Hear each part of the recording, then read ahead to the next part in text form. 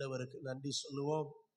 இன்றைக்கு மந்தையை சேர்க்கிறவர் காக்கிறவர், சேர்க்கிறவர் காக்கிறவர். ஆமென். எரேமியாவின் புத்தகம் 31வது அதிகாரம் 10வது வசனம். எரேமியா தீர்க்கதரிசியின் புத்தகம்.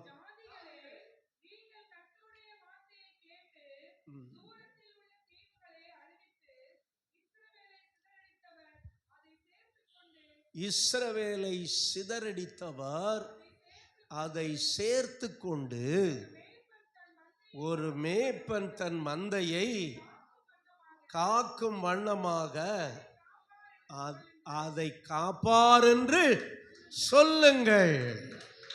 ஹல்லேலூயா, ஆமென். சேர்ப்பார், காப்பார். அதுதான் நம்ம இந்த மாத வாக்குத்தத்த செய்தியாக ஏசாயா 40:11 வாசிக்கிறோம். என்ன வாசிக்கிறோம்?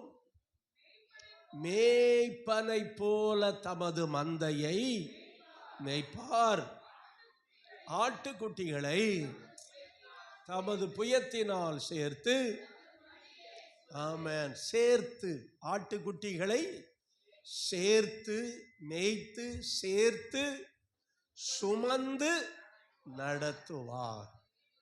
நல்ல சொல்லுங்க பார்க்கலாம். ஆமென். எனக்கு அன்பானவர்களே, நம் ஆண்டவர் ஆமென் சிதறி கிடக்கிற மந்தையை சேர்க்கிறவர். ஆமென் சொல்லுங்க. ஆமென். இந்த உலகம் முழுவதும் அவருடைய மந்தை தான். இந்த உலகம் உள்ள ஆமென். ஆண்டவர் சொல்றாரு, தொழுவத்தில் இல்லாத வேற ஆடுகளும் உண்டு, அவைகளும் என் சத்தத்தை கேட்கும் காலம் வரும் என்று ஆண்டவர் சொன்னார். என் அன்பு தேவனுடைய பிள்ளைகளே, இன்றைக்கு சபையில் இருக்கிற நம்மெல்லாம் அவருடைய மந்தை. ஹல்லேலூயா. சபையில் இருக்கிற நாமெல்லாம் அவருடைய கைக்குள்ளான மந்தை. ஆனால் வெளியே இருக்கிறவர்கள் எல்லாம் அவருடைய கைக்கு வராத மந்தை. ஆமென். இப்ப தேவன் என்ன செய்ய போறாரு? கைக்கு வராத மந்தைய ஆமென் கைக்குள்ளாக சேர்க்க போகிறார். அதுதான் ஒரு ரிவைவல். That mean revival. இப்ப நம்ம எல்லாம் கைக்குள்ள வந்துட்டோம். சொல்லுங்க, எல்லாரும் சொல்லுங்க. கைக்கு வராத நிறைய ஆடுகள் எங்க இருக்கிற? வெளியே இருக்கிறது. அப்ப கைக்கு வராத ஆடுகளை கைக்குள்ள கொண்டு வருவதுதான் கர்த்தர் சேர்க்கிறது. கர்த்தர் சேர்ப்பார். ஆமென் சொல்லுங்க பார்க்கலாம். அவர் சேர்க்கிறவர். ஹல்லேலூயா, ஆமென். கர்த்தர் சபையை என்ன செய்கிறவர்? சேர்க்கிறவர். ஏசாயா 43 அதிகாரம் 5வது வசனத்துல அவர் விதமாய் சொல்றாரு பாருங்க. இருக்கிறேன், நான் உன் சந்ததியை கிழக்கிலிருந்து வரப்பண்ணி உன்னை மேற்கிலிருந்து கூட்டி சேர்ப்பேன். ஹல்லேலூயா. கர்த்தர் கூட்டி சேர்ப்பார். ஹல்லேலூயா. கர்த்தர் ஆமென் மேற்கில் இருந்தும் கிழக்கில் இருந்தும் தெற்கில் இருந்தும் வடக்கில் இருந்தும் ஜனங்களை என்ன செய்வார்? ஆமென் கூட்டி சேர்க்கிற கர்த்தரை நாம் ஆராதிக்கிறோம்.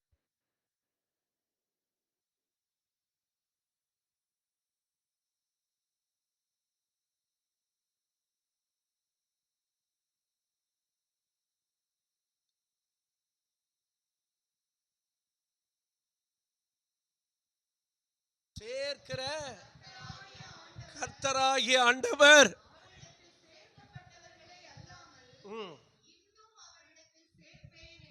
ஆமென். ஹல்லேலூயா. இஸ்ரவேலின் தள்ளுண்டவர்களை சேர்க்கிற கர்த்தராகிய ஆண்டவர். எல்லாரும் சொல்லுங்க.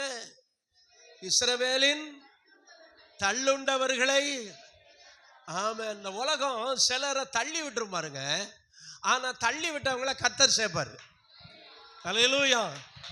நம்மெல்லாம் எங்கேயோ என்ன செய்யப்பட்டிருக்கிறோம்? தள்ளப்பட்டிருக்கிறோம். ஹல்லேலூயா. ஆமென். இந்த உலகம் நம்மளை என்ன செஞ்சிருக்கலாம்? தள்ளி இருக்கலாம். நீ ஒண்ணுக்குமே லாயக்கில்லை, நீ தள்ளி இருக்கலாம். ஆமென். நானும் அப்படிதான், ஒரு தள்ளப்பட்டவன் தான். ஒண்ணுக்குமே லாயக்கில்லை, நீ தள்ளப்பட்ட நம்ம கர்த்தர் சேர்த்து கொள்கிறார். இஸ்ரவேலில் தள்ளுண்டவர்களை சேர்த்து கொள்ளுகிற கர்த்தர். எல்லாரும் சொல்லுங்க, சேர்த்து கொள்ளுகிற கர்த்தர். நல்ல சத்தமா சொல்லுங்க. அப்போ நம்ம பகுதியில், நம்ம ஏரியாவில் நிறைய பேர் எப்படி இருக்கிறாங்க? தள்ளப்பட்டவங்களா இருக்கிறாங்க. கர்த்தர் அவைகளெல்லாம் சேர்த்து கொள்ளுகிற காலம் வரும். தள்ளப்பட்ட கல் கட்டிடம் தாங்கிடும் மூளை கல்லாயிற்று.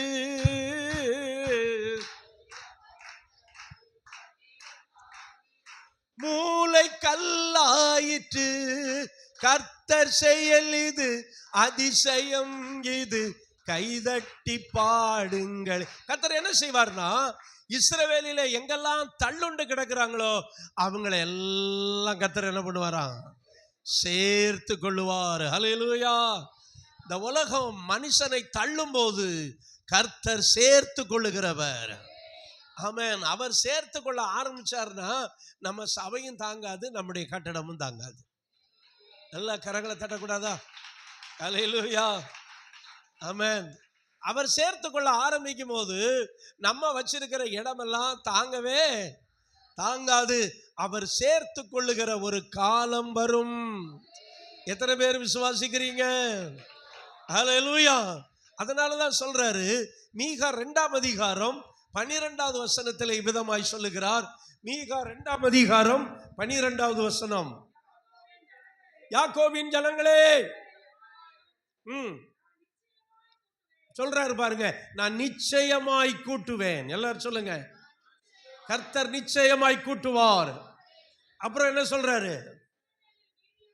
இஸ்ரவேலின் மீதியானவர்களை நிச்சயமாய் சேர்ப்பேன், போஸ்ராவின் ஆடுகளை போல அவர்களை. இதெல்லாம் யார் செய்வா? கர்த்தர் செய்வார். நல்லா கரங்களை தட்டி ஓ ஹல்லேலூயா. இதெல்லாம் மனுஷன் செய்ய முடியாது. ஏன்னா இன்னைக்கு நிறைய பேர் செஞ்சு ஓஞ்சிட்டோம். நம்ம நிறைய பேர் ஒரு காலத்துல செஞ்சோம், இப்ப ஓஞ்சிட்டோம். ஆனா கர்த்தர் இனி செய்ய போறாரு. கர்த்தர் என்னென்ன செய்ய போறாரு பாருங்க. நான் என்ன பண்ணுவேன்? ஆமென். ஏகமாய் கூட்டுவேன், ஏக கூட்டமாக்குவேன். இத கர்த்தர் செய்ய போறாரு. அதுதான் நம்முடைய கர்த்தர், சேர்த்து கொள்ளுகிற கர்த்தர். அந்த வசனம் என்ன சொல்லுகிறது? ஆமென். தொழுவத்திலே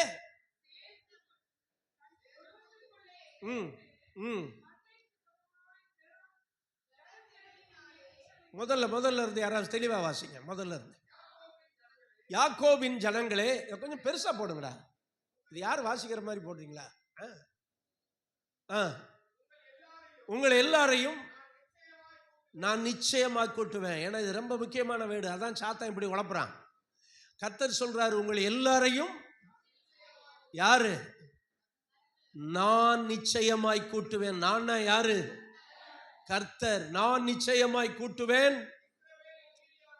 இஸ்ரவேலின் மீதியானவர்களை நிச்சயமாய் சேர்ப்பேன். 2 நிச்சயம் எத்தனை இடத்துல வருது? 2 இடத்துல வருது. கரங்களை தட்டி கர்த்தரை பயன்படுத்துங்க பார்க்கலாம். ஹல்லேலூயா. நிச்சயமாய் கூட்டுவேன், நிச்சயமாய் சேர்ப்பேன். இப்ப சொல்லுங்க, நிச்சயமாய் கூட்டுவார், நிச்சயமாய் சேர்ப்பார். இதெல்லாம் கர்த்தர் செய்வார்.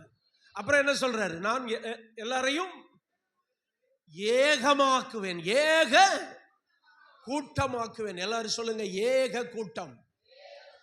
ஏக கூட்டமாக்குவேன்.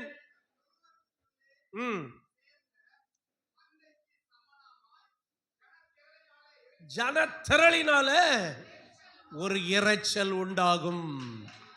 ஹல்லேலூயா. பாருங்க, இதெல்லாம் கர்த்தர் சேர்ப்பார். ஏன்னா கர்த்தர் சேர்க்கிறவர். ஹல்லேலூயா. இன்னும் சொல்றாரு பாருங்க, செப்பனியா 3:19, செப்பனியா தீர்க்கதரிசியின் புத்தகம் 3ஆம் அதிகாரம் 19வது வசனத்துல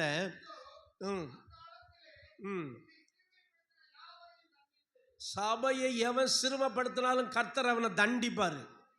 அது எவனா இருந்தாலும் சரி, சபையை யாரும் சிறுமப்படுத்த விடவே மாட்டாரு. கரங்களை தட்டி கர்த்தரை மயப்படுத்துங்க.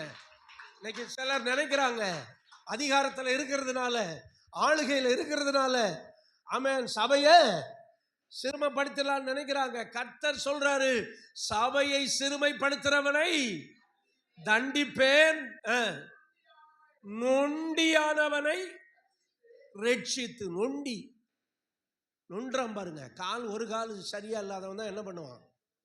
நொண்டிக்கிட்டே இருப்பான். நொண்டிக்கிட்டே இருப்பான். ஆனால் நொண்டி அடித்து விளையாடுவாங்க. 2 கால் உள்ளவங்க நொண்டி விளையாடுவாங்கள்ல, அப்படியே அந்த கட்டம் போட்டிருப்பாங்க, அப்படியே நொண்டி அடித்து அந்த மாதிரி விளையாட்டு கிடையாது இது உண்மையிலே நொண்டி. ஆனால் சிலர் கால் இருந்தும் நொண்டி இருப்பாங்க, கை இருந்தும் இருப்பாங்க. செயல்படாதவர்கள். ஆனால் கர்த்தர் சொல்றார், இப்படி எங்கெல்லாம் நொண்டி கிடக்கான அவனையெல்லாம் நான் என்ன செய்ய போறேன்? நொண்டியானவனை ரட்சித்து தள்ளப்பட்டவனை என்ன பண்ணுவேன்? சேர்த்து கொள்ளுவேன். நீங்க ஆராதிக்கிற ஆண்டவர் சேர்த்து கொள்ளுகிறவர். அல்லேலூயா.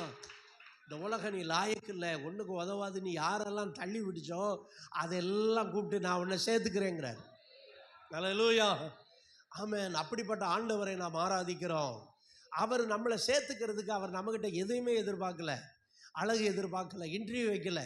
இன்டர்வியூ வச்சு நம்ம ஹைட்டையும் வெயிட்டையும் அளக்கல. நம்ம எஜுகேஷனல் என்ன இருக்குன்னு பார்க்கல, நம்முடைய டேலண்ட் என்ன இருக்குன்னு பார்க்கல. நீ அவர் மேலே அன்பு வச்சா போதும், அவர் மேலே விசுவாசம் வச்சா போதும். நீ நொண்டியாக இருந்தாலும், நீ எப்படிப்பட்ட ஆளாக இருந்தாலும் கர்த்தர் சேர்த்து கொள்ளுகிறவர். அல்லேலூயா. அப்போ அவர் சேர்த்து கொள்ளுகிற ஒரு காலம் வரப்போகிறது. ஆமென். அல்லேலூயா. ஆமென். கல்யாண வீடு விருந்தாளிகளால் நிரம்பினது. ஆமென். கர்த்தர் சேர்த்து கொள்ளக்கூடிய ஒரு காலம் வருகிறது. சேர்த்து கொள்ளக்கூடிய காலம் என்ன செய்கிறது? வருகிறது. அதுதான் எழுப்புதல் என்று சொல்லுகிறோம். அவர் சேர்த்து கொள்ள ஆரம்பிக்கும் போது மந்தையா ஜனங்கள் வருவாங்க. நம்மளால அவங்கள என்ன செய்ய முடியாது? கட்டுப்படுத்தவே முடியாது, கண்ட்ரோல் பண்ணவே முடியாது. அப்படிப்பட்ட ஒரு ஏக கூட்டம், அப்படிப்பட்ட ஒரு எழுப்புதல் நம்ம இந்திய தேசத்துல வரப்போகிறதுன்னு எல்லாரும் எதிர்பார்த்துக்கிட்டே இருக்கிறாங்க. அல்லேலூயா. ஒரு பெரிய ரிவைவல் என்ன செய்ய போகுது? ஆமென். கர்த்தர் சேர்ப்பார். எல்லாரும் சொல்லுங்க, கர்த்தர் சேர்க்கிறவர். அல்லேலூயா. இதை நீங்க ஆதி சபை காலத்திலே பார்க்கும்போது இவர்கள் என்ன செய்தார்கள்?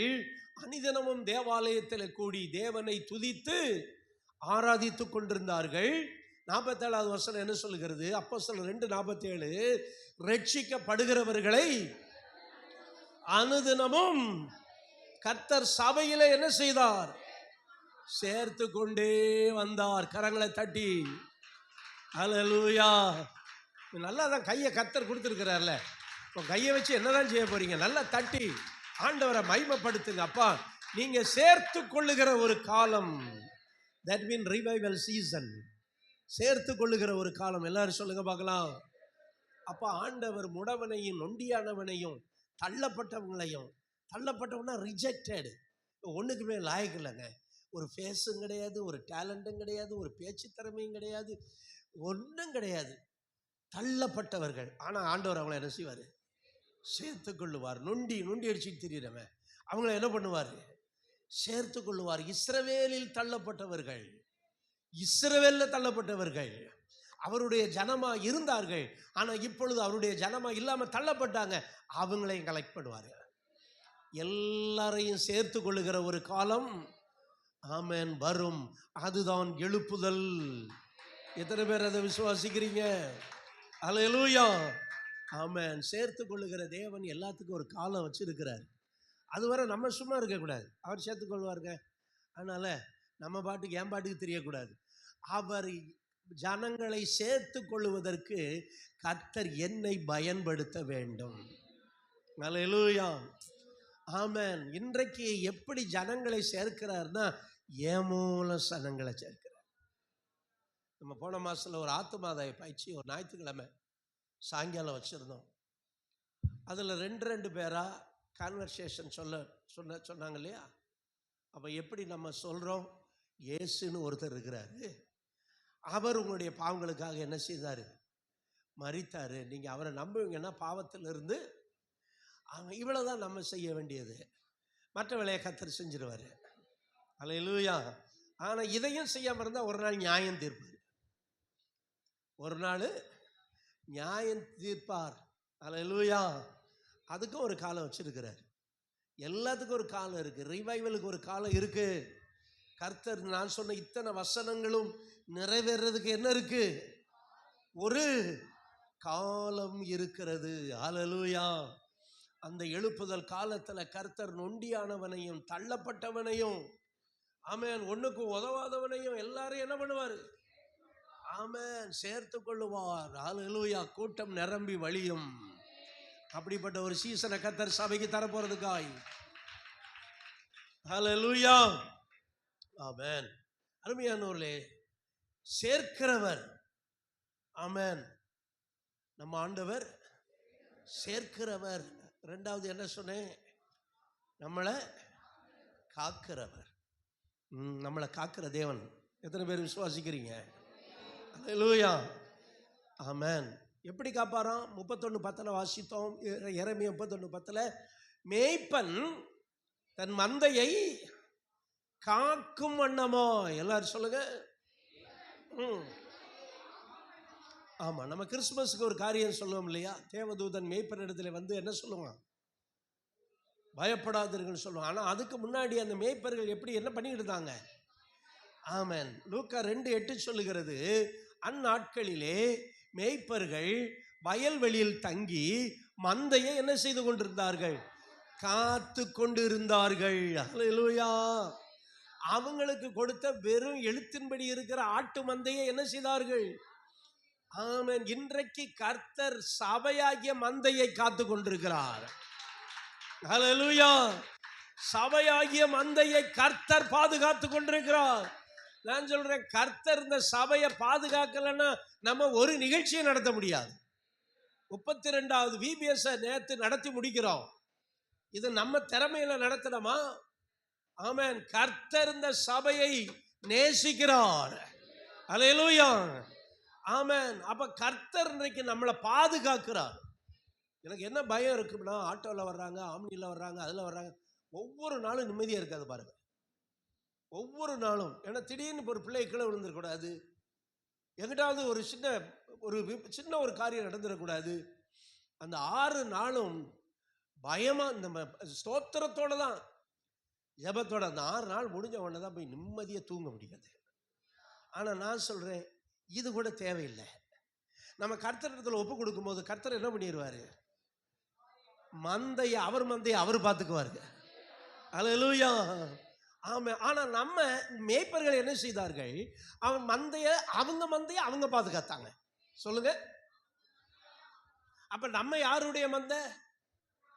சொல்லுங்க சத்தமா. அப்ப அவருடைய மந்தைய அவர் பார்த்துக்குள்ளார். நம்ம தேவையில்லாம ஒரி பண்ணக்கூடாது. அல்லேலூயா. ஆனா இந்த மேய்ப்பர்கள், இந்த இஸ்ரவேலின் மேய்ப்பர்கள் ஆட்டை எல்லாம் தொழுவத்தில் உள்ள விட்டுட்டு இவங்க என்ன செஞ்சுக்கிட்டு இருக்கிறாங்க? மந்தையை என்ன செய்து கொண்டிருக்கிறார்கள்? ஏன்னா 2 ஆபத்து இருக்கிறது. இந்த மந்தைக்கு என்ன இருக்கிறது? 2 விதமான ஆபத்து இருக்கிறது. ஒன்று காட்டு மிருகத்தினால ஆபத்து, இன்னொன்னு நாட்டு மிருகத்தினால ஆபத்து. காட்டு மிருகத்தினால எந்தெந்த மிருகத்தினால ஆபத்து சொல்லுங்க பார்க்கலாம். புலி, கரடி, ஓனாய், முக்கியமானதை விட்டுட்டீங்க, சிங்கம்.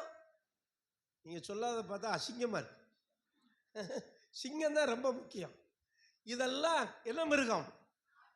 நாட்டு மிருகம். என்ன மிருகம்? மனுஷர். ஏன்னா கள்ளப்பயலுங்க. இப்பெல்லாம் ஆடு எப்படி திருடுறாங்களாம்? பெரிய ஆடிக்காரர் வர்றானுங்களாம். ஆடிக்காரில் வந்து அப்படியே எங்கிட்டாவது காட்டில் மேய்ஞ்சிக்கிட்டு இருக்கிற ஆடுகளை என்ன பண்ணுறானுங்களாம்? ஆடிக்காரில் வந்து ஆட்டையை போடுறானுங்களா. இப்படி ஒரு கூட்டம் திருடிக்கிட்டே இருந்திருக்கு. வெளியே பார்த்தா எந்த காரில் வர்றேன்? ஆடிக்காரனா என்ன விலை இருக்கும்? ஒருவேளை கோடி கூட இருக்கலாம். அதை வாங்கிக்கிட்டு திருடிக்கிட்டு இருக்கிறானுங்க. ஆனால் நம்ம தமிழ்நாட்டு போலீஸை மிஞ்சி முடியுமா? ஆமன், பொறி வச்சு பிடிச்சிட்டானுங்க. எங்கடா ஆடிக்காரில் வந்து ஆட்டை போடுறீங்க?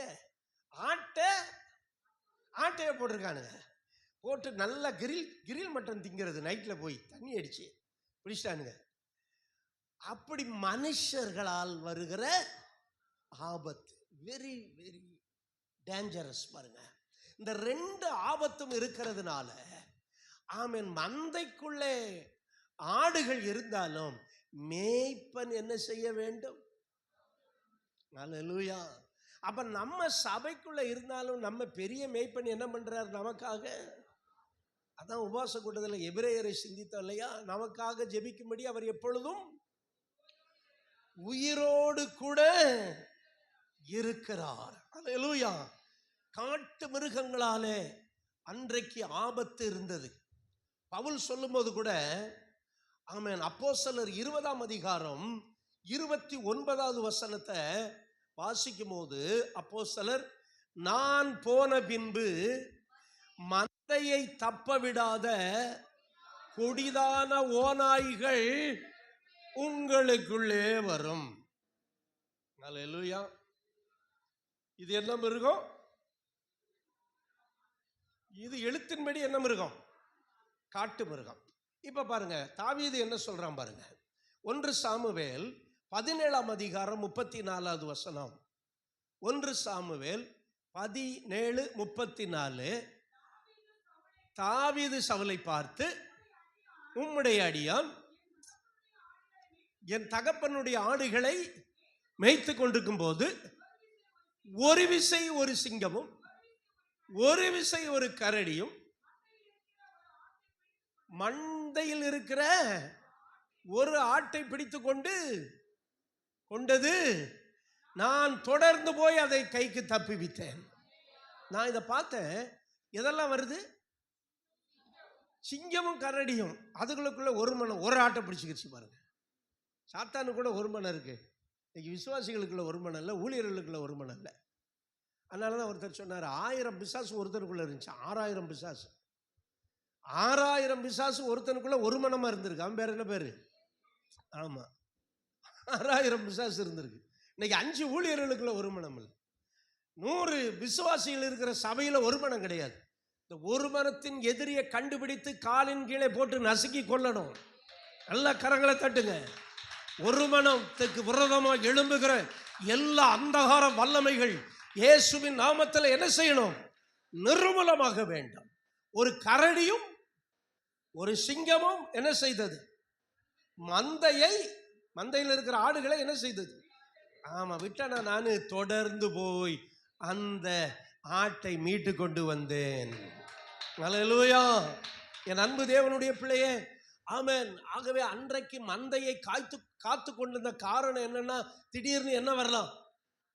கரடி வரலாம், திடீர்னு என்ன வரலாம்? சிங்கம் வரலாம், திடீர்னு என்ன வரலாம்? ஓநாய் வரலாம். அவ்வளவுதானா?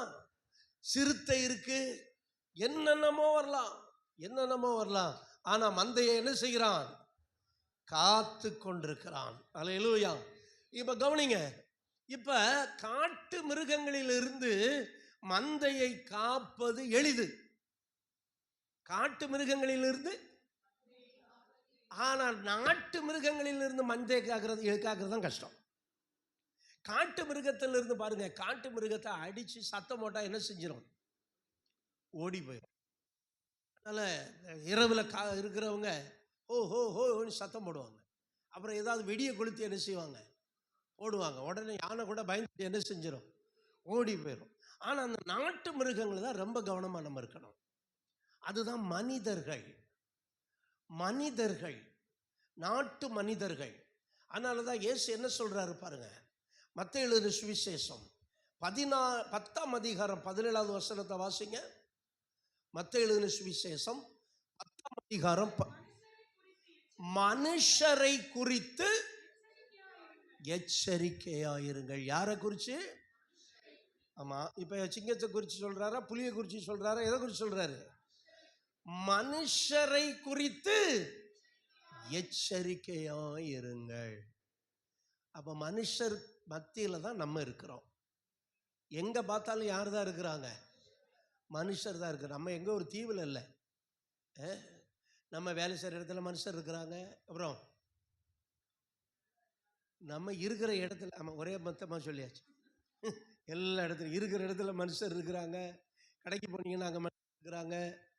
காட்டுக்கு போனீங்கன்னா அங்கே we are living among the people. எங்கே போனாலும் யார் இருப்பாங்க? மனுஷரே இருக்காம ஆளாண்ட சாதியாக இருக்கக்கூடாது. மனுஷரே இல்லாம வாழ நம்ம எல்லாரையும் சார்ந்துதான் என்ன செய்ய வாழ. கடையே அடைச்சிட்டான். ஒரு டீ கடைக்காரன் மட்டும் பகுதி திறந்து வச்சிருக்கான்னு வைங்க, எல்லாம் என்ன செஞ்சிருவானுங்க, அங்க ஓடிடுவானுங்க. அன்னைக்கு அவன் கிங் மாதிரி இருப்பான், அன்னைக்கு அவன் தான் ராஜா. மற்ற நேரமெல்லாம் அவனை கண்டுக்காம போயிடுவானுங்க. எப்பவும் யாரும் நமக்கு தேவை. ஆனா அதே நேரத்தில் மனிதர்கள்கிட்ட நம்ம எப்படி இருக்கணும், எச்சரிக்கையா இருக்கணும். அல்லேலூயா. மத்தேயு 16ஆம் அதிகாரம் 16வது வசனத்துல என்ன சொல்றாரு பாருங்க. மத்தேயு 16:16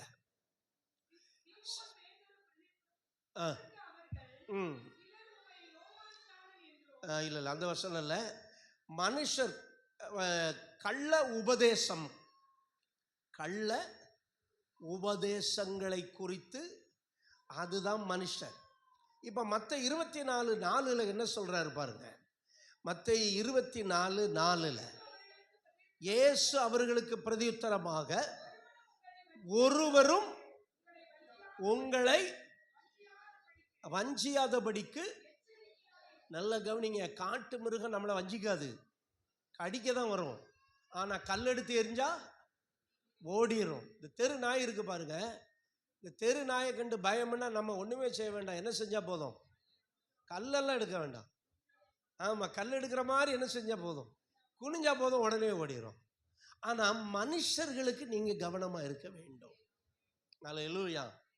நான் நேற்று முந்தா நாள் விபிஎஸ் முடிச்சுட்டு வீட்டுக்கு கேட்டை லாக் பண்ணி போகும்போது ஒருத்தர் 2 வீலரில் வந்து இந்த ஸ்நாக்ஸ் வேணுமா சார்னா, சார் ஏதாவது வாங்க சார். எனக்கு இந்த மாதிரி சொன்ன உடனே இறக்கம் வந்துடும் பாருங்க. அதனால் இந்த பிள்ளை ஏதாவது விற்க வருவாங்க பாருங்க, சார் சார் சார்ன்னு வாங்கிட்டு போவாங்க. வீட்டில் ஒரே திட்டு தரும், இதை உங்களை யார் வாங்கிட்டு சார் வாங்க சார், விளம்பரத்துக்காக வந்திருக்கேன் சார், கம்பெனி விளம்பரத்துக்காக வந்திருக்கேன் சார். நீ கம்பெனி விளம்பரத்துக்காக என்கிட்ட விற்றுட்டு போவேன், நான் கம்பெனியை க்ளோஸ் பண்ணுற அளவுக்கு எனக்கு பிரச்சனை வரும். அப்புறம் சரி இவன் கெஞ்சுறாரு அப்படின்ட்டு ஒரு கொக்கோ மிட்டாயும் ஒரு கீரை மிட்டாயும் வாங்கினேன். போது அவன்கிட்ட பேசிட்டு, சார் நானும் கிறிஸ்டின் சார் அப்படின்னா. ஓகே அப்படியா, கிறிஸ்டினா, வெரி குட், பரவாயில்ல. அப்படின்னா இன்னொரு பாக்கெட் கூட வாங்கலாம். நம்ம சகோதரனுக்கு உதவி செய்யணுமா செய்யக்கூடாதா? ஆமாம் செய்யணும். வாங்கி திங்கத்தானே போகிறோம். எந்த சபைக்கு போகிறேன்னு கேட்டேன். அவன் சொன்ன சபை தான் எனக்கு அதிர்ச்சி ஆச்சு. அதுவரை எனக்கு நோ ப்ராப்ளம், அதுவரை நல்லா பேசிக்கிட்டு இருந்தோம். நான் ஸ்நாக்ஸ் வாங்கினேன், எல்லாம் சாப்பிட்டோம். சாப்பிடல, பாக்கெட்டில் வச்சுக்கிட்டேன், காசு கொடுத்துட்டேன். ஆனால் எந்த சபைக்கு போகிறேன்னு கேட்டோன்னு அவன் சொன்ன சபை தான் பிரச்சனை. அப்போ நான் என்ன பிரச்சனை பாஸ்டர்? அவன் சொன்ன சபை எந்த சபை? அப்படி சில சபை இருக்கு, அது பேர் தான் சபை. இப்போ அதுக்கு வசனம் இருக்கு பாருங்க. மத்தேயு 7ஆம் அதிகாரம் 15வது வசனம். மத்தேயு 7ஆம் அதிகாரம் 15வது வசனம். கள்ள தீர்க்கதரிசிகளுக்கு எச்சரிக்கையாயிருங்கள், அவர்கள் ஆட்டு தோலை போர்த்து கொண்டு உங்களிடத்தில் வருவார்கள், உள்ளத்திலோ அவர்கள் பட்சிக்கிற ஓநாய்கள். ஆண்டவர் சொல்லி வச்சுட்டாரா எப்படி வருவார்களா? ஆட்டு தோலை போத்துக்குருவான் பாருங்க. இந்த யாக்கோபு எப்படி ஏமாத்தினான் பாருங்க. சத்தமோ ஏசாவின் சத்தம், சத்தமோ யாக்கோபின் சத்தம், கைகளோ. இங்கதான் வஞ்சனை நடக்கும். இப்படிதான் வஞ்சிக்கிற ஆவிகள் வரும் நாட்களிலே கிரியை செய்யும். சபையை பாதுகாக்கிறது கர்த்தரை தவிர வேற யாரும் பாதுகாக்க முடியாது. ஏன்னா இன்னைக்கு நிறைய கள்ள உபதேசங்கள் ரொம்ப வரப்போகிறது. நிறைய அற்புதங்களினாலே நிறைய பேரை ஏமாத்த போறாங்க. ஏன்னா ஆட்டு தோலை போத்திக்கிட்டு எப்படி வருவாங்களா? ஆமீன், ஓநாய்கள் வருவார்கள். அப்போ நமக்கு பார்த்தா, வெளியே பார்த்தா எப்படி தெரியும்? ஆக நல்ல ஆடா இருக்க அப்படின்னு தெரியும். ஆனா உள்ள என்னது? அதான் இயேசு கேட்டாரு, முட்செடியில் அத்தி பழங்களை பறிக்கிறார்களா? சுவிசேஷத்தை அடிக்கடி வாசிங்க. எது கேட்டாலும் அதுக்கு மறுபடி சொல்லவே மாட்டேங்கிறீங்க. 4 காஸ்பலையும் சும்மா இருக்க நேரம் வாசித்து மெமரி பண்ணுங்க. முட்செடியில் ஆமென் திராட்சை பழத்தை அத்தி பழங்களை. அப்ப நீங்க கவனிக்கணும், இனிதான் வஞ்சிக்கிற காலம் வரப்போகுது. அப்படியே டீசெண்டா நிறைய ஊழியக்காரங்க வர போறாங்க, நிறைய பேர் சொல்லி கூப்பிடுவாங்க, மிரக்கல் நடக்கும். ஆனா அதை ஃபாலோ பண்றவங்கள அப்படியே அழிவுக்கு கொண்டு போயிடுவாங்க. இன்னைக்கு சாத்தான் சபைன்னு அந்த காலத்தில் அமெரிக்காவில் அங்கே இருந்துச்சு, அப்புறம் இந்தியாவில் பெங்களூரில் வந்துச்சு, இப்போ பார்த்தீங்கன்னா கோயம்புத்தூரில் வந்துருச்சு, நிறைய சபை இருக்குது. அடுத்து மதுரையிலையும் வந்துருச்சு, இனி அடுத்து சிவகாசிலையும் வரப்போகுது. என்ன சபை? Church of Satan. அங்கே என்ன நடக்கும் அப்படின்னா, அதெல்லாம் இப்படி இப்போ நம்ம சொல்லுது எனக்கு நேரம் கிடையாது. நீ பின்மாறி போனேன்னா அங்கே போய்க்கோ.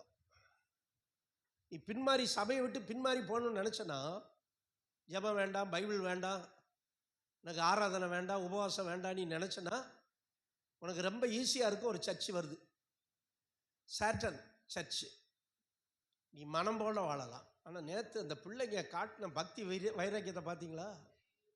அப்போ எவ்வளோ பக்தி உள்ள பிள்ளைங்களை ஆண்டவர் வச்சிருக்காரு பாருங்க. நம்ம பிள்ளைகளுக்கு கூட அந்த பக்தி வைராக்கியம் இல்லை. அந்த பப்பட்டில் அந்த சாத்தான் சொல்கிறான், டேய் கெட்ட வார்த்தை பேசுங்கடா.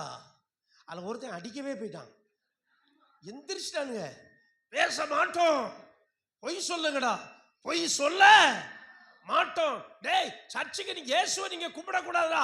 ஏய் கும்பிடுவாடா. என்ன வெறி பாருங்க. அதான் குழந்தைகள் பாலகர் வாயில கர்த்தர். இதுக்காக ஜெபித்தவங்க, கொடுத்தவங்க, உழைத்தவங்க, இதனுடைய பலன் எல்லாம் உங்களுக்கு அங்கே கிரடிட்டாங்க. நேற்று எனக்கே புல்லரிச்சு போச்சு அந்த பிள்ளைகளுடைய பக்தி வைராக்கியம்.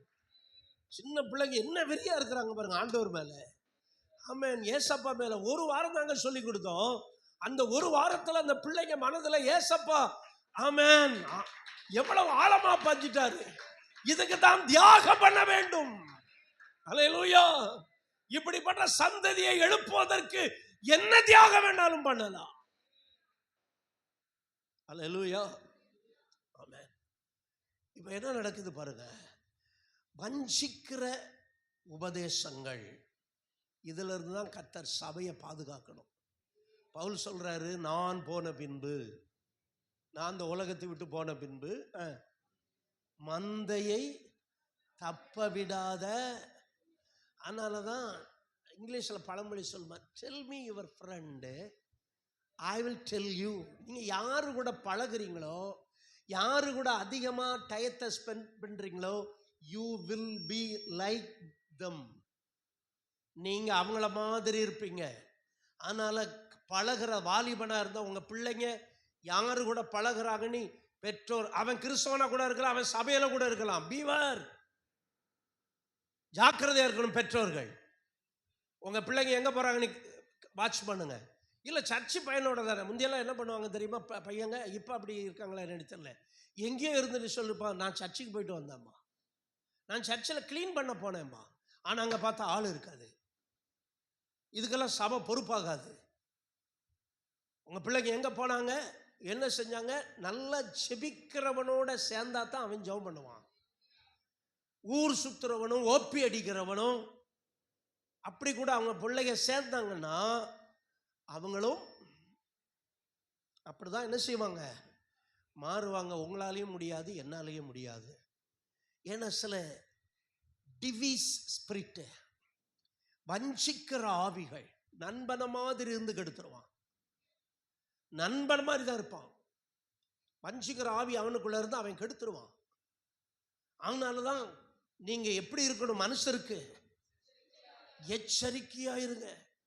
மலை பிரசங்கத்திலே சொல்றாரு, மத்தேயு 7:15 எங்க பண்ண பிரசங்கம், அதுல சொல்றாரு, ஆட்டுத்தோலை போர்த்து கொண்டு ஓநாய்கள் வரும், ஓநாய்கள் வரும். ஆனா வெளியே பார்த்தா எப்படி தெரியாது, ஓநாய தெரியாது. ஆனா உள்ளத்துல என்ன இருக்கும், ஓநாய். ஹல்லேலூயா. ஆமென். அதுக்காக நம்ம ரொம்ப ஜாக்கிரதையாய் இருக்க வேண்டும். நம்ம யாரோடு ரொம்ப பழகுறோமோ அவர்களை போல நாம மாறுவோம். குறை சொல்றவங்களோட சேர்ந்தீங்கன்னா நீங்களும் உலகம் முழுவதும் குறை சொல்றவங்களா மாறுவீங்க.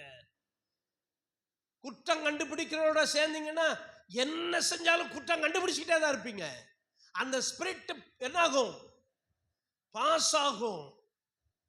ஜெபிக்கிறவர்களோட சேர்ந்தீங்கன்னா மழையானாலும் பனியானாலும் நீங்களும் ஜெபிக்கிறவர்களாய் மாறுவீங்க. நான் ரட்சிக்கப்பட்ட புதுசுல எனக்கு சில நண்பர்கள் கிடைத்தார்கள். ஆனால் அதுக்கு முன்னாடி ஃப்ரெண்ட்ஸ் இருந்தாங்க. நான் ரொம்ப ஃப்ரெண்ட்ஸ் வச்சுக்க மாட்டேன். நான் ரட்சிக்கப்பட்டதுக்கு முன்னாடியே அப்படி தான். ஆனால் வாலிபால் டீமில் ஃப்ரெண்ட்ஸ் இருப்பாங்க. அந்த விளையாட போடுறது நேரம் மட்டும்தான். அப்புறம் என் பாட்டுக்கு வீட்டில் வந்துடுவேன். ஆனால் நான் ரட்சிக்கப்பட்ட பிறகு சில ஃப்ரெண்ட்ஸ் ஆண்டவர் கொடுத்தார். அல்லேலூயா. ஆனால் நாங்கள் அந்த ஃப்ரெண்ட்ஸு, ஒருத்தர் திருப்பூரில் இருந்து எனக்கு ஒரு போன வாரத்தில் 35-40 வருஷத்துக்கு பிறகு ஒரு தம்பி எனக்கு ஃபோன் பண்ணான். அண்ணே அப்படின்னா, அண்ணே பத்மநாபண்ணே, உங்கள் குரலை கேட்டவன் அப்படியே பேசி உருகுனான். நானும் அவன் குரலை கேட்டுட்டே, உனக்கு குரலை கேட்டு இப்போ எப்படி இருக்கு, நான் பெரிய வீடு கட்டி பெரிய பணக்காரன் எப்படி நல்லா ஆகிட்டேன் அப்படின்னா.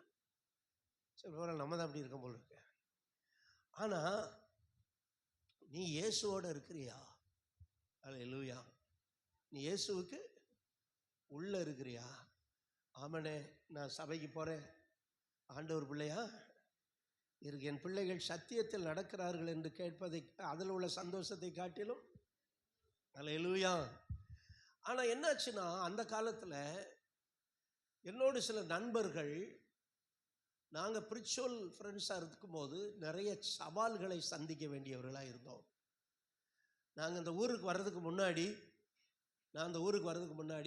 அந்த நான் இருந்த சர்ச்சில் அந்த பீடத்துக்கு கிட்ட கூட போட மாட்டாங்க. அங்குள்ள கோயில் குட்டி விரட்டி விட்டுருவார். ஆனால் அன்னைக்கு கரண்டு கிடையாது. அவர்கிட்ட சாவி அன்னைக்கு கொடுத்துட்டாரு. மழை, பயங்கர மழை, ஒரே இருள். ஆனால் நாங்கள் என் ஃப்ரெண்ட்ஸோட கதறி கொண்டிருக்கிறோம். ஏன்னா அதுதான் நாங்கள் அந்த ஊரில் இருக்க போகிற கடைசி இரவு. அதுக்கு பிறகு கர்த்தர் எங்களை எங்கேயோ கொண்டு போகிறாரு. எங்களுக்கு நல்லா தெரியுது, இனி இந்த ஊரில் நீங்கள் இருக்க மாட்டீங்கப்பா, இனி இந்த இடத்துல நீங்கள் இருக்க மாட்டீங்க அப்படின்னு ஆண்டவர் எங்களோட பேசுகிறது நல்லா தெரியுது. நாங்கள் அழுது அழுது அழுது அழுது அழுது அழுது வாலிபர்களுக்காக ஜெபிச்சுட்டு வந்துட்டோம். அதன் பிறகு இப்போ தான் போய் நான் 35 வருஷத்துக்கு பிறகு, போன வருஷத்துக்கு முந்தின வருஷம் நான் போய் இந்த மினிஸ்ட்ரி செய்யும்போது எத்தனை சாட்சிகள். அல்லேலூயா. எத்தனை பேர் ரட்சிக்கப்பட்டு ஊழியக்காரராக மாறி இருக்கிறாங்க. கரங்களை தட்டி கர்த்தரை மகிமைப்படுத்துங்க பார்க்கலாம். என் அன்பு தேவனுடைய பிள்ளைகளே, நம்ம எப்படி இருக்கிறோம், எப்படி உருவாக்குகிறோம், நம்ம எப்படி இருக்கிறோங்கிறத பற்றி தான் மற்றவங்களும் நம்மளை பார்த்து என்ன செய்வாங்க, உருவாங்க. அப்போ ஆண்டவர் எதுக்கு எச்சரிக்கையாக இருக்க சொல்கிறாரு? அதனால் இந்த பசுத்தோல் போர்த்திய புல், இந்த ராங் டாக்ட்ரின் இருக்கும். அதனால தான் கண்ட ஊழியக்காரங்கிட்ட பழகக்கூடாது, கண்ட மெசேஜை கேட்கக்கூடாது. தேவன் ஒரு ட்ராக்கில் நம்மளை கொண்டு போய்கிட்டு இருப்பார். ஒவ்வொருத்தருக்கும் வெளிப்பாடு கொடுப்பார். ஏன் ரெவலேஷன் வேறு, இன்னொருத்தருடைய ரெவலேஷன் வேறு. நட்சத்திரங்களுக்கு நட்சத்திரம் எப்படி இருக்கிறது, விசேஷித்து இருக்கிறது. சபையில் ஒரு போதகருக்கு கர்த்தர் ஒரு டேலண்ட்டை கொடுத்து அந்தபடி நடத்துவார். இன்னொருத்தருக்கு இன்னொரு டேலண்ட்டை கொடுத்துருப்பாரு. என்னை விட நிறைய பேர் நல்ல டேலண்ட் உள்ளவங்க ரொம்ப பேர் இருக்கிறாங்க. அதிகமாக இருக்கிறது என்னை விட டேலண்ட் உள்ளவங்க தான். அப்போ அவங்களுக்கு உரிய டேலண்ட்டில் இருக்கும். ஆனால் நான் பார்க்கும்போது சில போதகர்கள் என்னை விட டேலண்ட்டே இல்லாமல் இருப்பாங்க. அப்போ நம்ம நினச்சிக்கோ, நான் அவங்கள விட பெஸ்ட்டாக இருக்கிறேன். ஏன்னா இவங்க இப்படி இருக்கிறாங்க. நம்ம சபைக்கு வர்ற டைரக்டர்கள் விபிஎஸ்ன்னு ஒழுங்காக படிச்சுட்டு போகிறாங்க. இப்போ நேற்று வந்த டைரக்டர், அவர் சில்ட்ரன் மினிஸ்ட்ரிக்கே இருக்கிறாரு, சில்ட்ரன் மினிஸ்ட்ரியே நடத்துகிறாரு. அவருடைய ஊழியமே என்ன ஊழியம் தான். ஆனால் நம்ம இன்ஸ்பெக்ஷன் டைரியை பார்த்து அவருக்கு ஒன்றுமே புரியலை. இது எப்படி நான் மார்க் போடனார்? நான் சொன்னேன் அள்ளி போடுங்கன்னு. ஆனாலும் அவர் கிள்ளி தான் போட்டிருக்காரு. அல்லேலூயா, ஆமென். எப்படி இப்படி வச்சிருக்கிறீங்க? இந்த மாதிரி எனக்கு தெரியாது. நான் அவருக்கு சொல்லி கொடுத்தேன். எத்தனை வருஷம்? அவருக்கு எத்தனையோ வருஷத்தில் சிறுவர் ஊழியம் செய்கிறவர். அப்போ பாருங்கள், அந்த டேலண்ட் இல்லை, ஆனால் நமக்கு அந்த டேலண்ட்டை கர்த்தர் கொடுத்துருக்கிறாரு. ஆனாலும் அவங்க குறைவுள்ளவங்களை நம்ம நினைக்கக்கூடாது. இல்லைங்க நாங்கள் தான் பெரிய ஆளுங்க அப்படின்னு நம்ம நினைக்கக்கூடாது. நம்ம ஒரு டேலண்ட்டில் நம்மளை கர்த்தர் நடத்திட்டு போகிறார். இன்னொரு சபையில் பார்த்தீங்கன்னா, நான் ஒரு சபை ஒரு பாஸ்டர் பக்கத்து அங்கே பார்த்தா பிள்ளைங்க அங்கே ஓடிக்கிட்டு இருக்கு, இங்கே ஓடிக்கிட்டு இருக்கு, இங்கே ஒரு கும்பல் இருக்குது, அங்கே அந்த பாஸ்டர் யாரு கூட பேசி சிரிச்சுக்கிட்டு இருக்கிறார், இன்னொரு பாஸ்டர் கூட பேசி சிரிச்சுக்கிட்டு இருக்கிறாரு. நான் பார்த்த உடனே எனக்கு ஷாக் ஆகி போச்சு. Is it VBS? விபிஎஸ்னுடைய ஃபுல் ஃபார்ம் என்ன தெரியுமா? Vacation Bible school. அவன் 10 மாதம் ஸ்கூலை முடிச்சுட்டு மறுபடியும் ஸ்கூலுக்கு தான் வர்றேன். Vacation Bible school. அப்போ ஒரு ஸ்கூல்ல என்ன ஒழுங்கு இருக்கோ அப்படிதான் இந்த 93 இருந்து நடத்திக்கிட்டு வர்றோம். அல்லேலூயா, ஆமென். அதுக்கு ஒரு கைத்தட்டி இருக்கக்கூடாதா? நீங்க நடத்தினா நடத்துங்க பாஸ், எங்களுக்கு என்ன இருக்குது. ஆனால் சில சபையில் இந்த ஆர்டரே கிடையாது. போன வருஷம் ஒரு டைரக்டர் வந்தார். அவர்கிட்ட நான் இதெல்லாம் பாருங்க, அந்த இன்ஸ்ட்ரக்ஷன் டைரியை பார்த்துட்டு இப்படி எங்களுக்கு இதுவரை தெரியாதுங்கிறார். ஆனால் இவங்களும் என்னதான் செய்கிறாங்க. அருமையானவர்களே, தேவன் நமக்கு ஒரு ஆனால் இன்னொரு சபையில் போனால் இதை விட பெஸ்ட்டாக கூட இருக்கலாம். அதனால நம்ம சபை தான் பெஸ்ட்டுன்னு நினச்சிக்கிட்டு இருக்காதீங்க. இன்னொரு இடத்துல போனால் இதை விட எப்படி இருக்கலாம்? ஆமென், இன்னும் இதை விட பெஸ்ட்டாக இருக்கலாம். அப்போ ஒவ்வொருத்தரையும் ஒவ்வொருத்தர், நான் அங்கே ஒரு நாள் போகிறேன், நீ இங்கே ஒரு நாள் போகிறேன். அப்படிப்பட்ட நிலையில்லாத ஆத்துமாக்கள் சபையில் நிலைச்சிருக்காது. பரமபிதா நடாத நாற்றெல்லாம் வேரோட புடுங்கி எரியப்படும். கர்த்தர் சபையில சிலரை நட்டி வச்சிருக்கிறாரு. ஆமென் சொல்லுங்க. சபையின் உபதேசத்தோட கட்டி வச்சிருக்கிறாரு. அல்லேலூயா. சபைக்குள்ள போட்டு பூட்டி வச்சிருக்கிறாரு. இதுல இருந்து லீவாக முடியவே முடியாது. சரி, அப்படி போறவங்களை பத்தி நம்ம ஒன்றும் சொல்ல முடியாது. நான் யாரும் போறவங்களை பத்தி எதுவுமே நான் சொல்றது கிடையாது. எனக்கு அன்பானவர்களே, அவங்களுக்கு நம்ம என்ன பிடிக்கலங்கும் போது அவங்க சபையில் இருந்து என்ன பிரயோஜனம்? அவங்க இன்னொரு சபையில் இன்னொரு மேய்ப்பெண்களை போகலாம். ஆனால் ஒருத்தங்க இப்படியே போய்கிட்டே இருந்தாங்க. சார், நல்ல சபை எது இருக்குன்னு சொல்லுங்க. என்ன பிரச்சனை? நான் நிறைய சபைக்கு போயிட்டு வந்துட்டேன். ஒரு சபையும் என் பார்வைக்கு நல்ல சபையா தெரியல. நல்ல சபை இருந்தா சொல்லுங்க. அப்போ சொன்னார, ஒரு நல்ல சபை இருக்கு, ஆனால் நான் சொல்ல மாட்டேன்னாரான். சார், பிரதர் சொல்லுங்க பிரதர், நான் போகிறேன். நல்ல சபை தான், நீ போனேன்னா அந்த சபையும் கெடுத்து விட்டுருவேன், அதனால நீ ஒழுங்காக போய் இரு அப்படின்னு. எனக்கு அன்பான கர்த்தருடைய பிள்ளைகளே, கர்த்தர் என்னை ஒரு இடத்துல வச்சிருக்கிறார், என்னை ஒரு திராட்சை தோட்டத்தில் வச்சிருக்கிறார். அல்லேலூயா. அப்படியே ஒரு ட்ராக்கில் கொண்டு போய் பரலோகத்தில் கொண்டு போய் சேர்ப்பார். எல்லாம் அவங்க அப்படி பண்ணுறாங்க, இவங்க இப்படி பண்ணுறாங்க, அப்படி பண்ணுறாங்க அப்படின்னு இந்த காற்றினாலே அலைபட்டு அலைகிற மேகத்தை போலவும் கடல் அலை போலவும் கடைசி நாட்களில் ரொம்ப பேர் எழும்புவாங்க. கர்த்தர் உங்களை ஒரு சபையிலேருந்து பிரித்து கொண்டு வந்துட்டாருன்னா அந்த சபை தான் உங்களுக்கு. சிலரை பிரித்து கொண்டு வருவார். ரெட்டை பிள்ளைய பிரித்து எடுக்கிற மாதிரி என்ன பண்ணுறாரு? ஆமாம், அது எங்கள் தாய், எது தாய் சபை? தாய் சபை பேய் சபைன்னுக்கிட்டு. அப்போனா உண்மையில் நம்ம நான்லாம் தாய் சபை எனக்கு எதுன்னு பார்த்தா பேய் சபை தான். விக்கிரக ஆராதனையாக இருக்கு. நான் கர்த்தர் ஒரு சபையில் வச்சுட்டாருன்னா நீ அந்த தகப்பன் வீட்டை என்ன செய்ய வேண்டும்? மறக்க வேண்டும். அங்கே ஒரு காலு, இங்கே ஒரு காலு. ஒவ்வொரு சபைக்கும் ஒரு உபதேசம் இருக்கும். அந்த உபதேசத்தின்படி கர்த்தர் கொண்டு போவார். நீங்கள் 2 கால் வச்சிங்கன்னா நிச்சயம் எங்கே போக முடியாது? அங்கே ஒரு நாள் ஜபத்துக்கு, இங்கே ஒரு நாள் ஜபத்துக்கு. இந்த மாதிரி கேஸுகள் நிச்சயமா அது என்ன ஆகாது அப்படின்னா ஒரு நிறைவான இடத்திற்கு போக முடியாது. ஒரு சபை இருக்கு, ஒரு சின்ன சபை தாங்க, பெரிய சபையில் ஓகே, இல்லை இருக்க முடிஞ்சா இருக்கலாம், இருக்க முடிஞ்சா இருக்கலாம். இல்லைங்க இந்த சபை சின்ன சபையாக இருக்குது, அதனால் நான் பெரிய சபைக்கு போகிறேன். இந்த ஆலன்பால் சபை ஆரம்பித்த உடனே அத்தனை பேர் போய் அழுதுகிட்டு தெரிஞ்சாங்க. அத்தனை பேர் ஆலன்பால் சபைக்கு போயிட்டாங்க. ஏன்னா அவர் பிரியாணி கொடுக்குறாங்க. இங்கே ஒருத்தர் ஹோட்டல் வச்சுருக்கிற ஒரு சபை ஆரம்பித்தார். உடனே நிறைய சபையிலேருந்து என்ன செஞ்சிட்டாங்க? அங்கே போயிட்டாங்க. ஆராதனை முடிஞ்ச உடனே என்ன கிடைக்கும்? பிரியாணி கிடைக்கும். நிறைய பேர் போனாங்க. ஆரம்பத்தில் பார்த்தீங்கன்னா இவனாரு, கடைசியில் பிரியாணி தின்னவனுக்கு எவ்வளோ நாள் திம்பான்? தின்னு நாக்கு மறுத்து போச்சு. ஒவ்வொருத்தனா வந்த சபைக்கு போயிட்டான். நீங்கள் அது எந்த சபைன்னு ஆராய்ஞ்சு பார்த்துக்கிட்டு இருக்கக்கூடாது. அல்லேலூயா. நான் காமனாக சொல்கிறேன். எனக்கு அன்பானவர்களே, கர்த்தர் ஒரு சபையில் வச்சுருந்தாருன்னா அந்த சபையின் உபதேசத்தில் 1000 உபதேசம் இருக்கும். அந்த சபையின் உபதேசத்தில், அந்த சபையின் ஒழுங்கில், அந்த சபையோடு இணைந்து, அந்த போதகரோடு இணைந்து, அந்த விசுவாசிகளோடு இணைந்து நம்முடைய வாழ்நாட்களை கழிக்கணும். அல்லேலூயா. முடிஞ்ச உடனே எங்கேயாவது அடக்கம் பண்ண அங்கே போய் கிடக்கணும். அல்லேலூயா. இயேசுநாதர் வரும்போது எழுப்பி போகணும். இதுதான் நம்முடைய வேலை. அல்லேலூயா. இது அது சொல்ல, இது சூத்த, அது சரியில்லை, அவர் அப்படி சொன்னார், இவர் இப்படி சொன்னார். பார்த்தீங்களா பார்த்தீங்களா இன்னைக்கு பிரசங்கத்தில் என்ன சொல்ற? இப்படியே பார்த்துக்கிட்டு இருந்தீங்கன்னா அப்புறம் எதை தான் அவன் பிரசங்கம் பண்ணுவார்? இங்கிட்டு சொன்னா இங்கிட்டு இப்படி, இங்கிட்டு சொன்னா என்ன பார்த்துக்கிட்டு என்ன தான் அவன் ஒன்றை தான் பண்ணுவார். எனக்கு தான் இன்னைக்கு பிரசங்கம். சிலர் என்ன சொல்லலாம் தெரியுமா? பிரசங்கம் பண்ணிக்கிட்டே பையன் திரும்பி பார்க்குறது. முதல்ல ஒன்றைப்பார். ஏன்னா இன்னைக்கு அவங்கள குத்துன்னு குத்துறாருல்ல. நான் என்ன சாக்கு ஊசியை வச்சுக்கிட்டு இருக்கேன். சாக்கு ஊசினா அந்த சாக்கு தைக்கிற ஊசி குத்துறதுக்கு. சில நேரம் கர்த்தருடைய வார்த்தை குத்துற மாதிரி இருக்கிறதுக்கு நம்ம என்ன செய்ய முடியும்? அல்லேலூயா.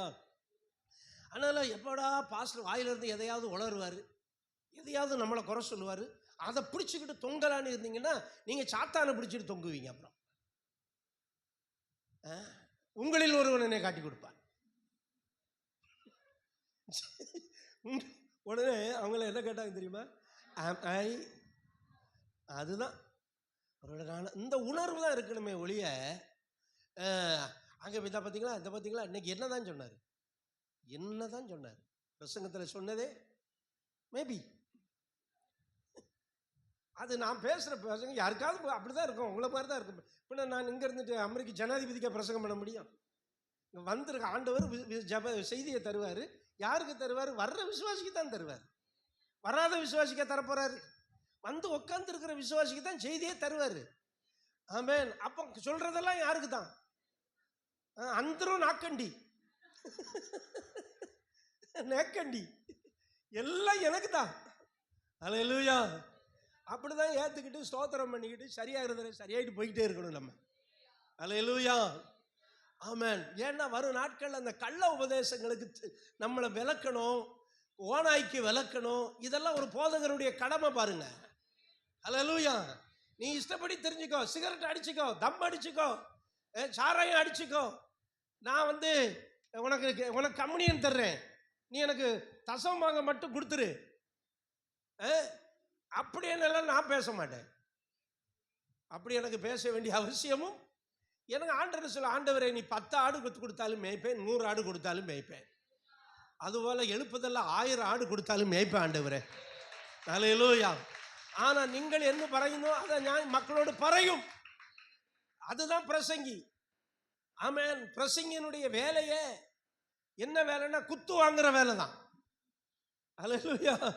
பிரசங்கினுடைய வேலையே தான் பெரிய பிரச்சனை. இது பெரிய பிரச்சனை என்னன்னா பிரசங்கியா இருக்கிறது தான் பெரிய பிரச்சனை. கர்த்தர் என்ன சொல்லுவார்? நீ இதை சொல்லுமாறு மக்களுக்கு அது எடுபடாது. அருமையானவர்களே, கர்த்தர் நம்மளை ஒரு சபையை வச்சிருக்கிறார். நம்மளை அப்படியே நடத்தி கூட்டிகிட்டு போயிடுவார். இன்னொரு சபை இன்னொரு இதாக இருக்கலாம். நம்ம 6 நாள் விபிஎஸ் நடத்துவோம், அவன் விபிஎஸ்ஸாக நடத்தாமல் இருக்கலாம். நம்ம உடனே அந்த சபை விபிஎஸ்ஸாக நடத்தலை, இது என்ன சபைங்க இருக்கக்கூடாது. அவன் 10 நாள் நடத்தினா நீங்கள் என்ன பண்ணுவீங்க? அப்போ ஒவ்வொரு விதமாக ஒவ்வொன்றும் என்ன செய்யும்? ஒவ்வொரு போதகருடைய லீடிங் படி கர்த்தர் நடத்துவார். நாங்கள் ஒரு தடவை பாஸ்டர்மா ப்ரைஸ்லின்னு பார்க்க போகும்போது, கோயம்புத்தூரில் இருக்கும்போது டீச்சர்ஸுக்கு ப்ரைஸ் வேணும். எத்தனை வருஷம் இருக்கும்? 10-14 வருஷம் இருக்கலாம் மேபி. ப்ரைஸ் வேணும் அப்படின்னா அப்போ ஒரு சேலை எடுத்துகிட்டு வந்தாங்க அங்கேருந்து. ஆனால் அந்த சேலை இப்பவும் சிலர் கட்டுறாங்களாம், எனக்கு தெரியாது. அப்போ இருந்து டீச்சர்ஸுக்கு என்ன வாங்கி கொடுக்குறோம் நம்ம? அதனால் நீங்கள் பார்க்குற மாதிரி டீச்சர்ஸுக்கு கிஃப்ட் கொடுக்கறது கிடையாது. அப்படின்னு சிலர் நினச்சிக்கிறாங்க போலுக்கு இந்த டீச்சர்ஸுக்கு கிஃப்டே இல்லாமல் வேலை செய்வாங்க இவங்க. அப்போ அந்த மாதிரி அது அப்போ இன்னொரு சபையில் அது செய்யலைன்னா அது அந்த மாதிரி கிடையாது. அது ஒவ்வொருத்தருடைய நடத்துதல். அது இப்போ அடுத்த வருஷம் ஏதாவது ஒரு ஒரு சம்பளத்தை கூட வாங்கி கொடுத்து முறையை கழிக்கலாம். அதனால் இப்படித்தான் பண்ணணுங்கிறது ஒவ்வொருத்தரும் ஒரு லீடிங்கில் செய்வாங்க. ஆமென் சொல்லுங்க. அல்லேலூயா. ஆமாம். அப்போ அந்த சபையில் நம்ம அவங்க அப்படிங்க, இவங்க இப்படிங்க, அங்கே அப்படி செய்கிறாங்க, இங்கே இப்படி செய்கிறாங்க. உனக்கு உலக போலீஸ் வேலையா? இப்போ அமெரிக்காவுக்கு மூக்கு உடப்பட்டு கிடக்கு பாரு அமெரிக்கா. நேற்று நைட்டு அமெரிக்கா சொல்லி சண்டை போடாதீங்களா 2 பேரும். சரிங்கய்யா அப்படின்னு 2 பேர் இருந்தானுங்க. 3 மணி நேரம் தான் இருந்திருக்கானுங்க. 3 மணி நேரத்தில் பாகிஸ்தானுக்கு இருக்க பிடிக்கலை. அடிச்சான் பாருங்க, அடி டப்பு டப்பு டப்பு டப்புன்னு அடிச்சிட்டான். உலக போலீஸ் நான் சொல்லியிருக்கேன், ஒருத்தனும் கேட்கலையாடா. இப்பொழுது நியூஸ் என்ன போடுறான், ட்ரம்பின் மூக்கு உடைந்ததுன்னு போட்டிருக்கான். ட்ரம்பின் மூக்கு உடைஞ்சது. அப்போ ஒவ்வொருத்தரும் ஒரு விதமாக இருக்கிறார். என் அன்பு தேவனுடைய பிள்ளைகளே, கடைசி நாளில் நம்ம ரொம்ப ஜாக்கிரதையாக இருக்க வேண்டும். கர்த்தர் என்ன அந்த சபையில் வச்சிருக்கிறாருங்கிறவங்களாம் கரங்களை உயர்த்தி ஒரு அல்லேலூயா சொல்லுங்க பார்க்கலாம். ஆமென். அப்போ அந்த சபையோடு இணைந்து அந்த சபையின் தரிசனத்தில் பங்கு பெற்று போதகருக்கு ஒரு தரிசனம் கொடுப்பார். என்ன மாதிரி எல்லாரும் ஜெபம் நடத்திக்கிட்டு இருக்காங்களா? எல்லாரும் என்ன அட்வைஸ் பண்ணுறாங்க? முதல்ல உங்கள் சபையை பாரியா. ஆனால் ஆண்டவர் என்ன சொல்கிறாரு, உன் சபையை பார்க்குறத நிறுத்திட்டு ஏன் ஊழியத்தை செய்ய. இந்த வருஷத்தின் ஆரம்பத்தில் சொன்னாருங்க பாரு, அத்தனை தாலுகாவிலையும் 12 மணி நேரம் ஜெபம் நடத்த முடியுமான்னாரு. முடியும் ஆண்டவரே, நடத்தி காட்டுறேன் பாருங்கன்னு இந்த 4 மாதத்தில் 4 நடத்தியாச்சு. அது இவ்வளவுக்கு ஆயிரக்கணக்கு செலவு பண்ணியிருக்கு. உடனே நீங்கள் என்ன சம்படி என்ன சொல்லுவாங்க, உங்கள் சபையை பாருங்க, பார்க்குறேங்க, எதுக்கு இப்படி ஒரு அழைப்பு இருக்குங்க. ஆனால் இந்த என்னுடைய அழைப்புக்கு ஒரு 50-40 பேராவது என் தரிசனத்தில் இருக்கிறாங்க சபையில். அவங்களுக்காக நான் ஆண்டவருக்கு நன்றி சொல்கிறேன். ஓ அல்லேலூயா. இப்படித்தாங்க இருக்கும். ஒவ்வொருத்தரும் ஒரு விதமாக நடத்துவார். இல்லை சிலர் என்ன சொல்லுவாங்க, உங்களுக்கு எப்படிங்க இதெல்லாம் முடியுதும்மா. ஒருத்தர் சொன்னால் ஒரு போதகருடைய பையன் எனக்கு கார் ஓட்டிகிட்டு போகிறான்னு சொன்னால், சார் நீங்கள் சொன்ன உடனே கேட்குறாங்க, நீங்கள் சொன்ன உடனே காசு கொடுக்குறாங்க. அவன் சொன்னது தான் சொல்கிறேன். எப்படிப்பா சார்? எனக்கு தெரியும், எனக்கு நான் பெரிய ஆளெல்லாம் கிடையாதுப்பா. கர்த்தர் சொன்னார் செய்கிறேன். கர்த்தர் செயல்படுறாரு. அந்த தம்பிக்கு ஒரே ஆச்சரியம். அவன் பெரிய பாஸ்டர் தான். பாஸ்டர் எப்படி பாஸ்டர் நீங்கள் சொன்ன உடனே மட்டும் கேட்குறான். அதுதான் அந்த அழைப்பு. அதுக்காக நம்ம பெரிய ஆளுங்கிறது இல்லை. என்ன மாதிரி அத்தனை பாஸ்டர்ஸ்லேயும் நான் தான் குறைவுள்ளவன். என்னை ஒருத்தர் கூட்டிகிட்டு போகணும், எனக்கு ஒருத்தர் செங்கல் வைக்கணும், எனக்கு ஒருத்தர் ஆளை இன்ட்ரடியூஸ் பண்ணணும், இவர் தான் இன்ட்ரடியூஸ் பண்ணணும். அவ்வளவு குறைவோடு இருந்தாலும் கர்த்தர் அழைப்பில் ஊழியம் நடத்துகிறாரு. அல்லேலூயா. ஆமாம். எங்கள் ஜெனரல் செக்ரட்டரி வந்து சொன்னார், இவ்வளோ ஆளை நீங்கள் எப்படி கூப்பிட்டீங்க? நம்ம கூட்டலை, கர்த்தர் அதை செய்கிறாரு. கரங்களை தட்டி கர்த்தரை பயன்படுத்துங்க பார்க்கலாம். நான் முடிக்கிறேன். 11 மணிக்கு முடிக்கணும். முடிச்சு உங்களை அனுப்பணும். ஆமாம். அதனால் நான் செய்தியை முடிச்சுட்டேன். அதனால் அவர் 2 காரியத்தை சொன்னேன். சேர்க்கிறவர், சபையை காக்கிறவர். அல்லேலூயா. ஆமாம். நம்ம ஆண்டவர் ஒரு பக்கம் மக்களை சேர்க்கட்டும். அதுக்கு ஒரு இந்த மாதிரி கொஞ்ச நாளுக்குள்ளே இந்த மாதிரி இடமெல்லாம் காலியாக இருக்காது. அவர் நிறைய பேரை சேர்த்துருவார். அல்லேலூயா. ஆனால் இருக்கவங்களை அவர் பாதுகாக்கட்டும். இந்த உலகத்தின் தீமைகளுக்கு விலக்கி, கள்ள உபதேசங்களுக்கு விலக்கி, பொல்லாத மனுஷர்களுக்கு விலக்கி கர்த்தர் பாதுகாக்கட்டும். அல்லேலூயா. எல்லாரும் ஜெபம் பண்ண போகிறோம். நன்றி அப்பா, நன்றி அப்பா, நன்றி அப்பா, நன்றி அப்பா. எங்களுக்கு ஒரு நல்ல சபையை தந்தீரே, உமக்கு நன்றி. வேதத்தை தந்தீரே, உமக்கு நன்றி. நீர் சேர்க்கிறவர், நீர் காக்கிறவர், நீர் சேர்க்கிறவர். எல்லாரும் கர்த்தருடைய வார்த்தைக்கு ஆய்க்கிறவங்களை தட்டி கர்த்தரை மகிமைப்படுத்தும்.